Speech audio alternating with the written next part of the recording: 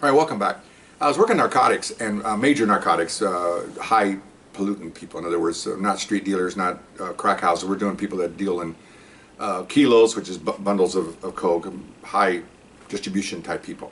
And we had a house that an informant told us about. So we wrote a search warrant. And it's an apartment upstairs, right over the carport on an alley. It's important to know that. Okay, tell you later. So we're going to hit a search warrant. So we get like 8 of us, plain clothes, and we go under the carport. We're going to go up the stairs. Somebody already scouted it. And the second floor, we're going to hit the door. We have a battery ram with us. So it's at nighttime. It's like 7 o'clock at night. So we're all coming underneath the carport. And coming down the stairs is a male. And he looks at us and he's got a paper bag in his hand. He's staggering. So we grab him. He's got all kinds of coke all over his nose and his mouth. He's higher than a kite. Open up the bag and there's a half a pound of coke in there. So we grab him, put the cuffs on him, send him off to another officer, hold until we get done. Go up the stairs, trying to make this as simple as possible. We bang on the door, no one's answering, so we hit it with a battering ram. Well, it took a couple of hits to get the door open. In the meantime, we had officers down below, just in case they're going to throw stuff off the balcony. Well, as we hit the door and come through the door, one young lad is in there, he's 19, he's trapped. He's a skateboarder, he's just doing dope, whatever. He just stand there like this, because I come through the door with my gun out. Another guy's running to the bedroom. 2 of my guys chase him, and I see the mini blinds over the sliding door going like this. So we run up, me and my partner run up to the mini blind, we pull the blinds back, and there's nobody here. It's a balcony. Okay, so we're clear, we turn around.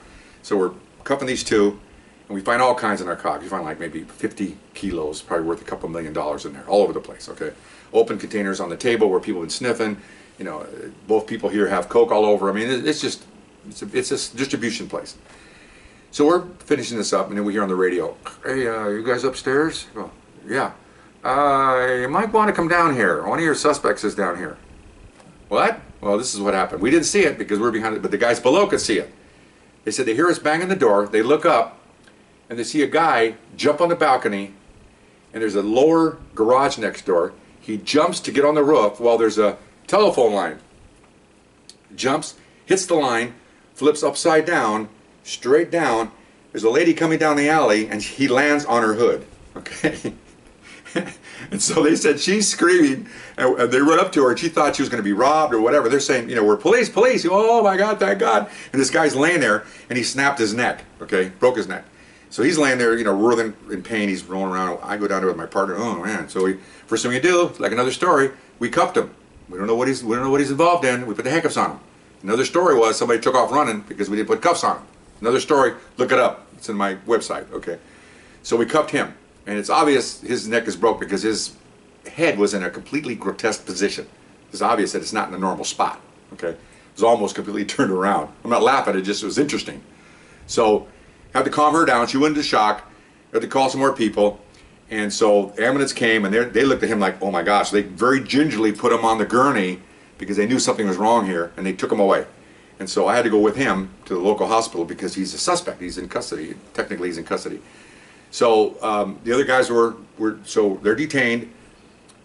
Take this guy to the hospital and put him on life support. And the doctors go, "No, he's not going to make it. His neck is snapped where it's not going to heal." They gave him X-ray. Said it's not. It's all misaligned. There's no way he's going to survive because everything's not just the neck, but all the things connected to it are pierced or gone, and the brain function's minimal. I said he's going to be gone. So we had to call the homicide guys that handle officer-involved shootings or death because now we're subject to this because he might die. And so they come out and they're talking to us and looking at the door. We tell them the whole story. There are 4 or 5 investigators there. Our bosses are there. Everybody's looking at this thing. The lady that's in the car is there. She finally came out of her shock. She's telling what she saw. The guys are telling what they saw. But it's obvious the only thing we caused was him to run. We didn't push anybody. We didn't shoot anybody.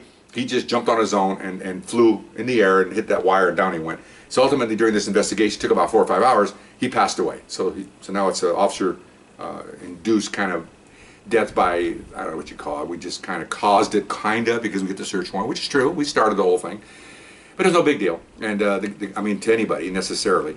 The guy that heads the homicide unit that handles officer-involved deaths like this, where officers are involved in someone dying, he just says, "One thing before we go, guys," and we're all nervous because we know we're right. We know we've done nothing, but you're still nervous because, you know, we're responsible. We hit the door and, you know, someone died. I mean, it's a result of our warrant.